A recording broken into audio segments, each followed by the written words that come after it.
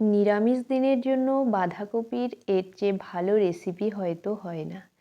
একবার তৈরি করলে বারবার খেতে ইচ্ছে করবে।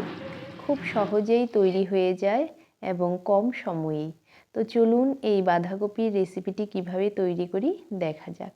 প্রথমে একটি বাঁধাকপি নিয়েছি, উপরের কিছুটা পাতা ছাড়িয়ে নিয়েছি।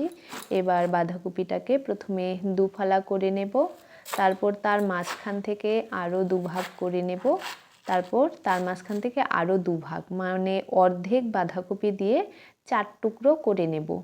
বাঁধাকপির যে লাগানো শিরটা থাকে সেই অংশটা কিন্তু কাটা যাবে না, এটা দিয়েই বাঁধাকপিটা লেগে থাকবে। দেখুন এভাবেই কেটে নিলে কিন্তু আর পাতাগুলো পড়ে যাচ্ছে না, কি সুন্দর লেগে থাকছে। এভাবেই করে নেব। আমি অর্ধেকটা বাঁধাকপি দিয়ে 4 টুকরো করে নিয়েছি। এবার বাঁধাকপির মধ্যে লবণ আর হলুদ দিয়ে দিলাম। লবণ হলুদ বাঁধাকপির গায়ে একটু হাত দিয়ে এভাবে মেখে নেব। খুব বেশি কিন্তু কচলানো যাবে না, হালকা হাতে মেখে নিতে হবে। এবার একটি কড়াইতে তেল দিয়ে দিলাম। তেল দিয়ে কড়াইয়ের মধ্যে বেশ ভালো করে ঘুরিয়ে লাগিয়ে দিচ্ছি। এবার বাঁধাকপিগুলোকে ভেজে নিতে হবে। সবগুলো বাঁধাকপির টুকরোকেই আমি দিয়ে দিচ্ছি। 4 টুকরো হয়েছে যেহেতু এই কড়াইয়ের মধ্যে ধরে যাচ্ছে, একবারেই ভেজে নিচ্ছি। এক পিঠ ভাজা হয়ে যাওয়ার পর এবার একটি ছুরি নিয়েছি উল্টে দেওয়ার জন্য। ছুরির সাহায্যে একটু ভালো করে উল্টে দিচ্ছি। খুব কিন্তু বেশি নাড়াচাড়া করব না, ছুরি দিয়ে হালকাভাবে উল্টে দেব। এক পিঠ ভাজা হয়ে যাওয়ার পর অপর পিঠও ভেজে নিচ্ছি। অপর পিঠ ভাজা হয়ে যাওয়ার পর এগুলোকে নামিয়ে রাখছি। এবার সেই কড়াইতেই আরও কিছুটা পরিমাণ তেল দিয়ে দিলাম।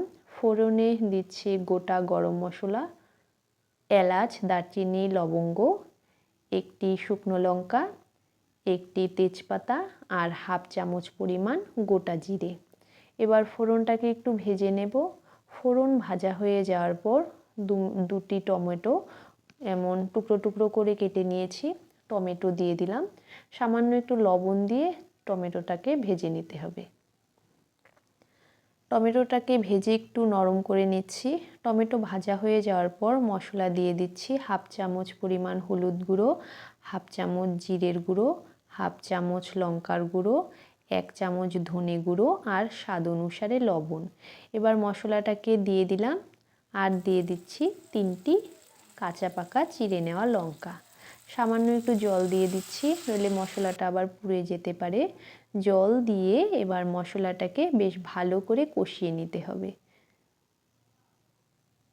মশলা থেকে তেল ছেড়ে দিয়েছে, দেখুন মশলাটা কিন্তু বেশ ভালোভাবে কষানো হয়ে গেছে। এবার ঝোল দিয়ে দেব। এমনি নর্মাল জলই দিয়ে দিচ্ছি, ঠান্ডা জল। আপনারা চাইলে গরম জল ব্যবহার করতে পারেন। ঝোল দিয়ে একটু ভালো করে মিশিয়ে দিচ্ছি। এবার ঝোলটাকে ফুটিয়ে নেব।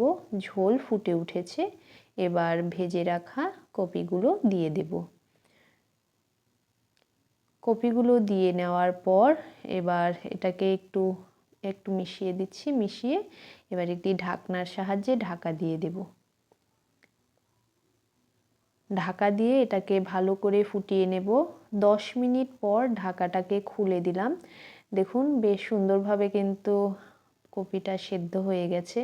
ভাজার সময়ও কিন্তু অনেকটা সেদ্ধ হয়ে গিয়েছিল। কি সুন্দর একটা গন্ধ বেরিয়েছে, কিন্তু মনে হচ্ছে এখনই খেয়ে নেই। এটা কিন্তু রেডি হয়ে গেছে। এবার উপর থেকে একটু ধনেপাতা কুচি ছড়িয়ে দেব।